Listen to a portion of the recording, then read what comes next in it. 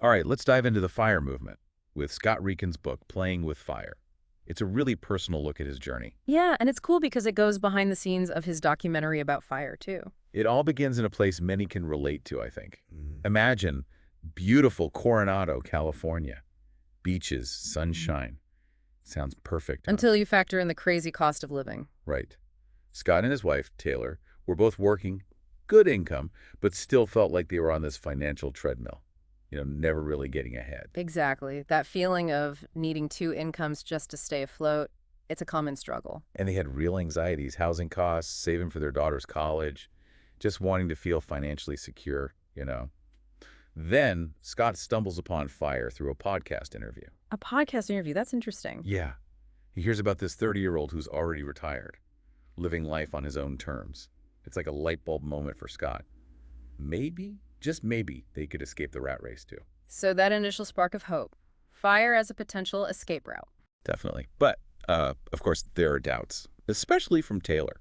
Imagine being told, hey, let's drastically change our lifestyle and retire decades early. I can see why she might be hesitant. She loved their comfortable life. Giving it all up for something so uncertain is scary, right? Absolutely. That fear of the unknown can be paralyzing. And even Scott wasn't totally sold at first. He had entrepreneurial dreams, but also responsibility to his family. That tug of war between wanting freedom and needing financial stability. It's a relatable dilemma, wanting to pursue your passions while ensuring security.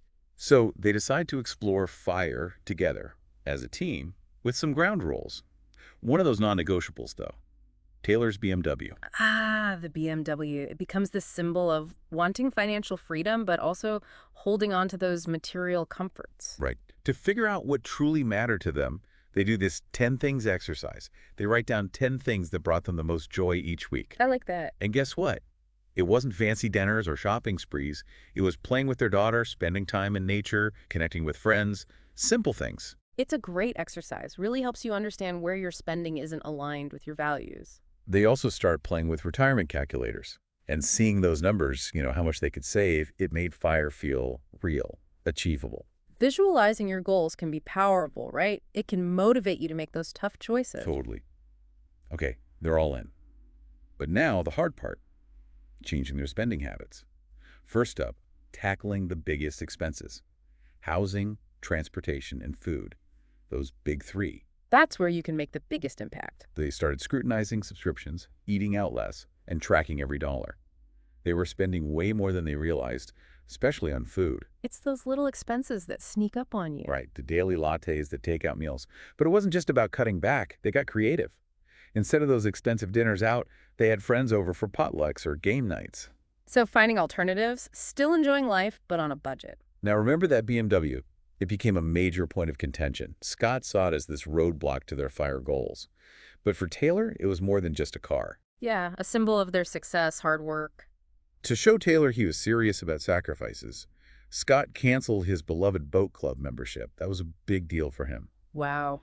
It shows how committed he was to their shared vision. And then they sat down with that retirement calculator and showed Taylor exactly how much the BMW was delaying their fire date 18 months.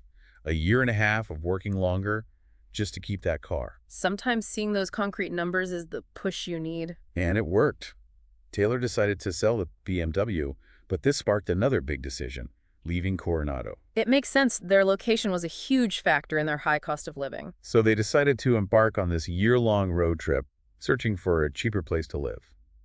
A huge leap of faith. Wow, a whole year on the road. That's a big commitment. It is. And that's where we'll pick up in the next part of our deep dive. So they're on the road, embracing this new adventure. Their first stop, Seattle, to visit Taylor's family. It's great to reconnect, but it also brings up some challenges. Explaining their fire lifestyle to family and friends. Right, it's one thing to read about it, but when you're actually living it, explaining it to loved ones can be tricky. Like their friend Jenny, she questions how staying with Taylor's parents for part of the trip fits into this financial independence thing. Yeah, a valid point. It raises questions about relying on family support. Scott acknowledges that, explaining it's a temporary situation, a way to save during their transition, but it highlights the need for open communication. Definitely. Transparency is key, especially when making big life changes. Now, while they're in Seattle, they meet Vicki Robin, the co-author of Your Money or Your Life. Wow. A legend in the personal finance world. She shares her story of leaving the traditional path to create a life of purpose and financial freedom. So inspiring. Seeing someone who's actually living it. It's not just talk. Vicki walks the walk. She's embraced a life of travel, adventure, unconventional living. It fuels Scott's desire to break free from the corporate world. Meeting someone like Vicky can be a turning point, right? It reinforces your own aspirations. Totally. Next up, they head to Longmont, Colorado to visit Mr. Money Mustache headquarters. Oh, the man behind the blog. He's a huge inspiration in the fire community. Scott gets to help him with some DIY projects around the office. It's a reminder that fire isn't just about saving money, but also resourcefulness, using your skills. That hands-on approach, becoming more self-sufficient. Later, they attend a party at the headquarters, surrounded by other mustachians.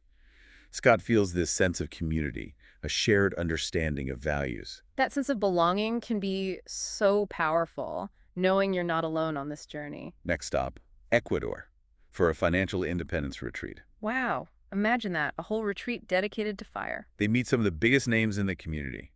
Paula Pant, Chad Carson, Brandon from Mad Fientist. What an opportunity to learn from the best. Deep conversations, workshops, even fun activities. Scott comes away feeling empowered and more knowledgeable than ever. Continuous learning, that's key in the fire journey. And this is where he meets J.L. Collins, the investing expert. J.L. breaks down investing in a way that's easy to understand. I like his approach. Straightforward, no nonsense. He's a big advocate for index funds, low-cost investments that track the stock market. Index funds, the workhorse of the fire community. J.L. even tells the story about Warren Buffett recommending index funds for the average person. That's a pretty strong endorsement. So if you're inspired and want to try index fund investing, it's pretty simple. Head to Vanguard, open an account, choose a target date retirement fund, set it and forget it. It's a great way to get started, especially if you're new to investing.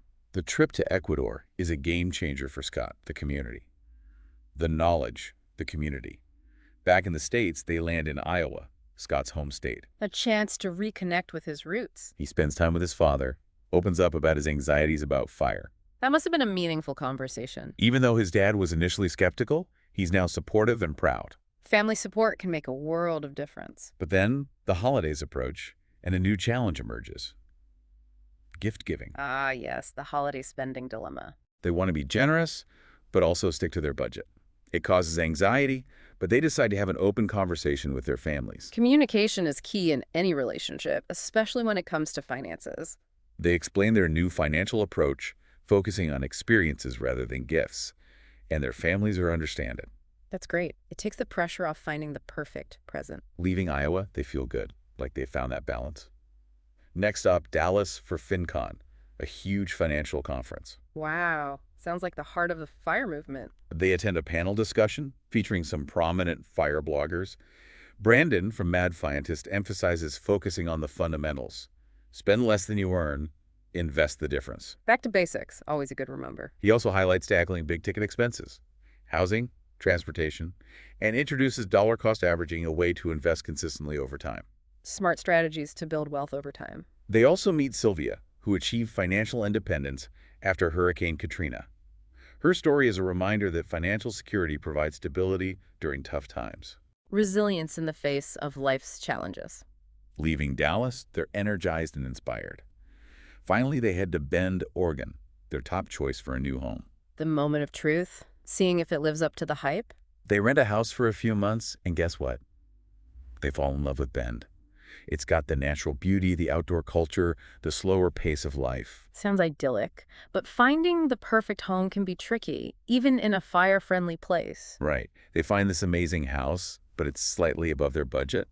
They're tempted, but ultimately withdraw their offer. It shows their commitment to their financial plan, making tough choices for the long term. They eventually find a more modest home that fits their budget. Then comes the car situation. Remember, they're aiming for a one-car household on a tight budget. A challenge for sure. It takes time, but they score a used Honda CR-V with high mileage, but a good maintenance history. Patience and research pay off. Resourcefulness in action. They're settling into their new life, exploring the outdoors, connecting with their community. But, as you might expect, there are still some bumps in the road ahead. Life always throws curveballs, right? Yeah. Even in Fireland. So they're settling into Bend, but life's not all sunshine and roses, right? Even in paradise, there are challenges, Yeah. like holiday spending. They're committed to frugality, but also want to be generous with their loved ones. Yeah, it's a tough one. Balancing those holiday expectations with a fire budget. They even considered going into debt for Christmas, which in the fire world is a big no-no. It really highlights the societal pressures we all face, especially around the holidays. So how do they navigate that? They did what they've been doing all along, communicating openly. They talked to their families, explained their fire goals, and suggested focusing on experiences instead of gifts. Which honestly is probably a relief for everyone involved. Yeah. Less pressure to find those perfect presents. Right. It shifts the focus back to what truly matters, spending time together. And this mindset shift starts to permeate their everyday decisions too. They're questioning purchases they wouldn't have thought twice about before. Like what? Well, they even reconsider building a fancy chicken coop. They were all set on this elaborate design. Okay, so chickens are trendy right now. Right. But they realized it was more about keeping up with a certain image than actually meeting their needs. Fire is about being intentional, making sure your spending reflects your priorities. Absolutely. Now, another challenge they face is their social life. They start to realize not all their friends share their financial values. Those dinners out, weekend trips, they add up. And it can be tough to say no without feeling like you're judging your friends or being a buzzkill. I get it. It can be tricky navigating those social situations when you're on a different financial path. This is where finding your tribe, your community, becomes so important. You're people who get it. Exactly. Yeah. And for Scott and Taylor, that happens at Camp Mustache. Oh, that's right. The annual gathering for fire enthusiasts. It's a game changer for them. They're surrounded by hundreds of people who understand their goals, their frugal habits, their desire for financial freedom. What a feeling, right? To finally feel like you belong. It's not just the in-person events either. The online Friar community is amazing. Blogs, podcasts, forums, so much support and information. It's a reminder that you're not alone on this journey. Okay, so they wrap up their year-long adventure, feeling inspired and energized, and they return to Bend, ready to settle down. Time to plant those roots. They find a house they love within their budget, and they finally feel that sense of grounding, of belonging. It's amazing how far they've come from that initial feeling of being stuck on the financial treadmill. Now they're living intentionally, making choices that align with their values, building a life they truly love. Their story shows that fire is more than just a financial strategy. It's a catalyst for personal growth. And Scott makes this point. Their story isn't exceptional. They're just an ordinary couple who decided to take control of their finances and design a life on their own terms. It's empowering, right? Yeah. It shows that fire is achievable for anyone who's willing to put in the effort. As we wrap up this deep dive, I keep thinking about Scott's final question to the reader. What would it look like for you to design a life that prioritizes your values and creates true freedom? It's a powerful question. It makes you think about your own priorities, your relationship with money, what truly brings you joy. It's a reminder that you have the power to create a life that reflects what matters most to you, a life of purpose, freedom, and fulfillment. Fire might not be for everyone, but the principles it embodies, conscious spending, mindful living, financial empowerment, those are valuable for anyone seeking a more fulfilling life. We hope this deep dive into playing with fire has given you some food for thought, some inspiration to take control of your finances and design a life you truly love. Remember, it's never too early or too late to start creating the future you desire. Thanks for tuning in to today's episode.